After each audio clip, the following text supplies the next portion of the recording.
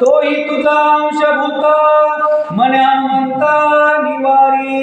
तुम्ही याचे निवारण करा. तुम्ही रामप्रभूच्या सेवेला आम्हाला मदत करा असं मारुती म्हणाले.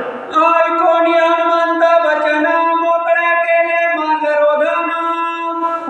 वायुने करी प्राशन वानरगण उल्हासती. वायुदेवानच अभिचार यज्ञातल्या मंत्राच्या वायूला घेऊन टाकलं आणि रस्ता मोकळा केला. पुढे चालता हर्षयुक्त कली नाग परमित. सर्प उठले अत्यंत भूत स्वयंमित मागला. पुढे गेल्यानंतर सापाचं आवरण लागलं. साप विषाच्या गरळा ओकू लागला.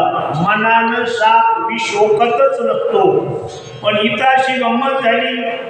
मंत्राची खेळणी पिळणी झाली सापाला. हनुमान म्हणे सौमित्रा गरुडास्त्रा नकुलास्त्रा गालोन्या पिपीलिकास्त्रा सर्प समग्र निर्धारी. 3 प्रकारचे अस्त्र सोडायचे सांगितले लक्ष्मणाला. पुन्हा सांगितले मारुतीनं सांगितलं 3 अस्त्र सोडा. कोणते कोणते? गरुडाचं पहिलं, मुंगसाचं दुसरं आणि मुंग्यांचं तिसरं. लक्ष्मणसे सत्यंत भूत सर्पसहारा कळकवळीता.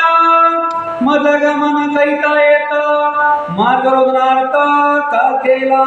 कशामुळं माझा आमचा मार्गरोधन केला असं विचारलं. वंदोनिया लक्ष्मणाचे चरण सर्प सांगती आपणा. आमासी महामंत्री खेळून मार्गरोधन लक्ष्मणाच्या मुळे सर्प आले. आमची जात पाहिजे ना तुम्ही. कशामुळे रस्ता अडवला रे आमचा. त्यावेळेस ते सर्प म्हणू लागले आम्ही वाटावर येतच नाही, आम्ही मोकळं विष ओकतच नाही. त्या इंद्रजितानं आम्हाला मंत्राच्या